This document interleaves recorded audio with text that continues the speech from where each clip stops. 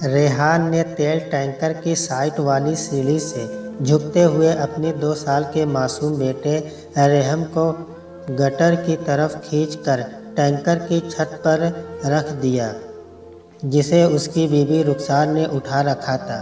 फिर रुखसार को बाजुओं में उठाकर सीढ़ी तक पहुंचाया, जो 7 महीने के पेट से थी। रुखसार ने सीढ़ी के डंडे को कसकर पकड़ा और ऊपर चढ़ने लगी कि अचानक उसका पैर फिसल गया।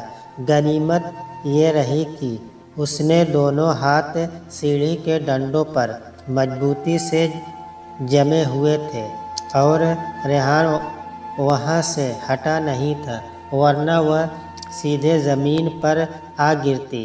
फिर भी पेट पर कुछ चोट आ ही गई। लॉकडाउन में जब से कुछ ढील मिली थी, तब से मजदूरों का पलायन जोरों पर था। रेहान और उसकी बीवी बच्चे दिल्ली के सीलमपुर इलाके में सिलाई का काम करते थे।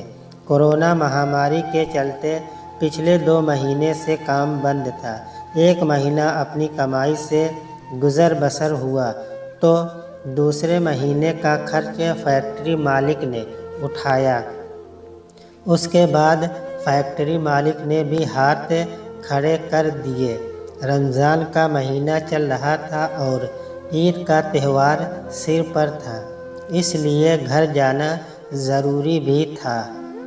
कोई रास्ता न देखकर उन्होंने अपना बोरिया बिस्तर समेटा और गांव के लिए निकल पड़े।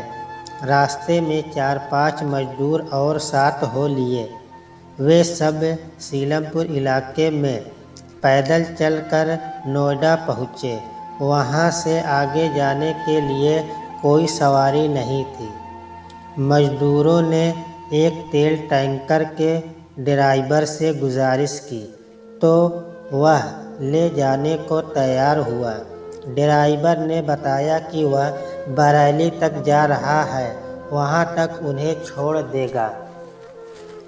फिर कुछ 8 मजदूर टैंकर की छत पर बैठे और खड़ी धूप में नज़रें मिटाते हुए अपनी मंजिल की तरफ चल पड़े। मुरादाबाद के एक चौराहे पर सत्तू पीने के लिए ड्राइवर ने टैंकर रोका। रेहान, उसकी बीवी रुखसार और बच्चे रेहम को छोड़कर बाकी सभी मजदूर सत्तू पीने के लिए उतर गए। वे दोनों मियाँ बीवी मन मसोस कर टैंकर की छत पर ही बैठे रहे। तभी वहाँ मनोज की साइकिल रुकते देख रुखसार का चेहरा खिल उठा। उसने चहकते हुए कहा, अरे वह देखो मनोज भैया। रेहान ने मनोज को देखकर बस की छत से हाँक लगाते हुए कहा, ओ मनोज भाई, अरे कहाँ रह गए थे? 2 दिन से अभी यहीं लटके हैं। मनोज भी वही काम करता था जहाँ रेहान करता था। लॉकडाउन लगते ही मनोज के सेठ ने उसका हिसाब कर दिया, जिसमें मनोज को 5,000 रुपये मिले। उन रुपयों में से 3,500 रुपये की उसने साइकिल खरीदी और इन लोगों से 2 दिन पहले ही अपने घर के लिए 1100 किलोमीटर के लंबे सफ़र पर निकल पड़ा था। मनोज ने गमछे से मुंह पोंछते हुए रेहान के सवाल का मुस्कुराते हुए जवाब दिया, हाँ भाई, यह कोई हवाई जहाज़ थोड़ी है, साइकिल है, साइकिल, जिसे खून जलाकर चलाना पड़ता है। उतरो नीचे, सत्तू पिया जाए। रेहान बोला, न भाई, रहने दो, तुम पियो, हम लोग ऐसे ही ठीक हैं। मनोज रेहान की मजबूरी समझता था। उसने कहा, अरे क्या खाक ठीक है, उतरो नीचे। रेहान बोला, पर रेहम और रुखसार उनके लिए ऊपर ही पहुंचा देते हैं, पहले तुम तो नीचे उतरो। रेहान टैंकर की छत से नीचे उतर आया। मनोज ने सत्तू वाले से 4 गिलास सत्तू बनाने के लिए कहा। रेहान बोला, अरे रेहम पूरा गिलास थोड़ी ही पी पाएगा, 3 गिलास ही रहने दो, वह अपनी अम्मी में से भी पी लेगा।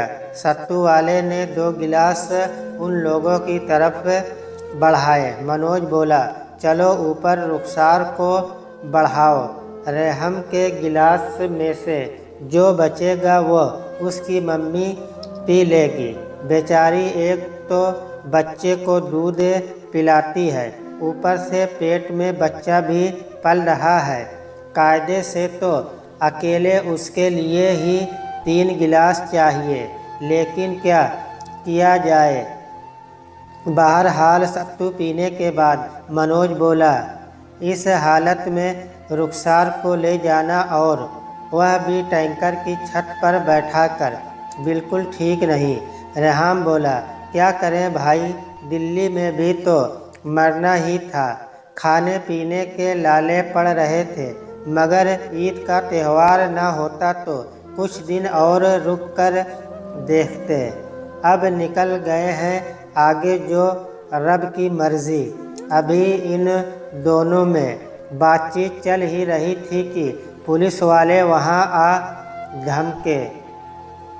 10-12 मजदूरों को इकट्ठा देखते ही उनकी पुलिसिया ट्रेनिंग उफान मारने लगी और वे लगे ताबड़तोड़ लाठियां भाजने। फिर क्या था, सबसे पहले मनोज साइकिल पर सवार होकर भाग खड़ा हुआ, फिर टैंकर के ड्राइवर खलासी भी भागे और छत पर बैठने वाले मुसाफिर भी।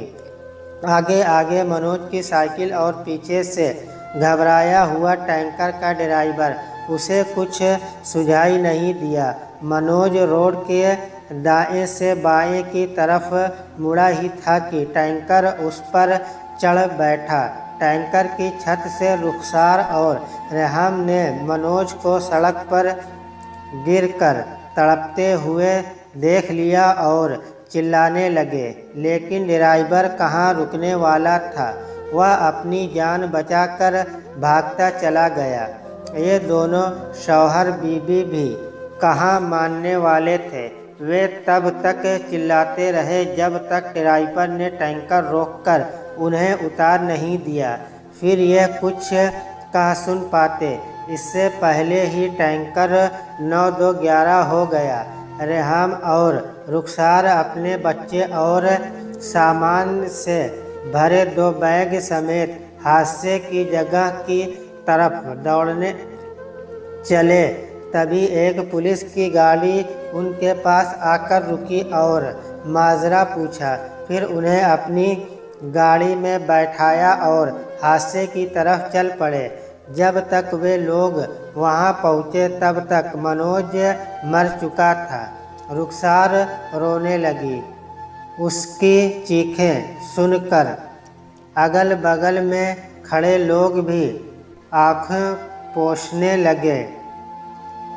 ऐसा लग रहा था कि मरने वाला मनोज उसका सगा भाई है। फिर शुरू हुई लाश को ठिकाने लगाने की लंबी प्रक्रिया। अनजान जगह और अनजान लोग, साथ में मासूम बच्चा और भूख प्यास की जबरदस्त शिद्दत। लाश को कोई हाथ लगाने के लिए तैयार नहीं। फिर भी दोनों शौहर बीवी ने हार नहीं मानी और पुलिस वाले, आने जाने वालों और गांव वालों से चंदा और मदद लेकर मनोज का अंतिम संस्कार कर दोस्ती और इंसानियत का हक अदा किया। अब इनके पैसे और हिम्मत दोनों ही जवाब दे चुके थे।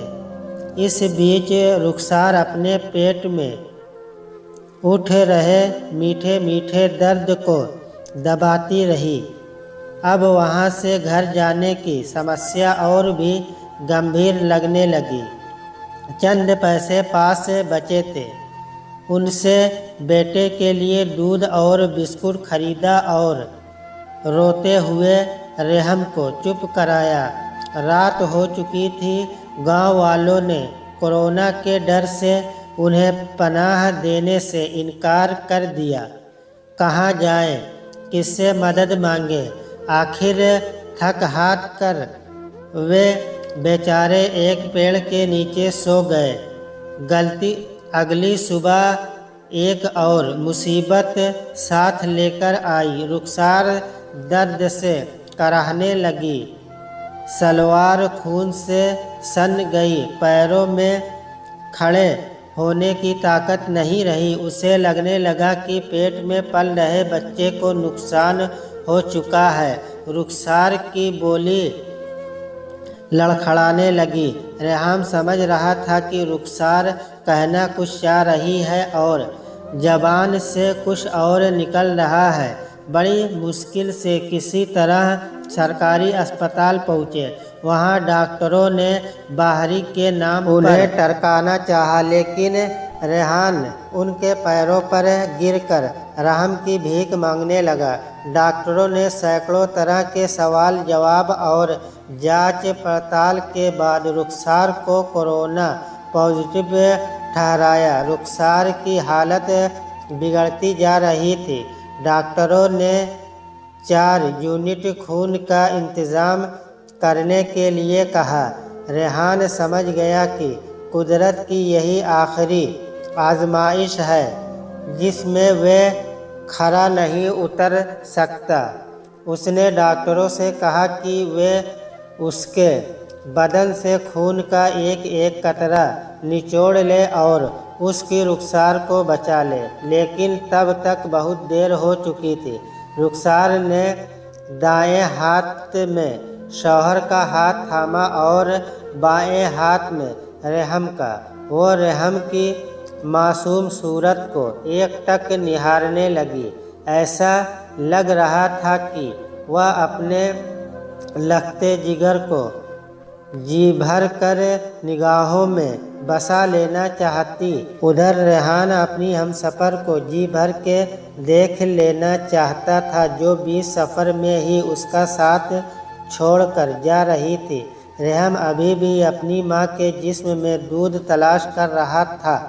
रेहान रुखसार की पतराई आँखों की तपिश बर्दाश्त नहीं कर सका और गश खाकर वहीं गिर पड़ा। लेकिन इन सब बातों से बेखबर रेहम अपनी माँ का दूध हुमड़ हुमड़ कर खींच रहा था।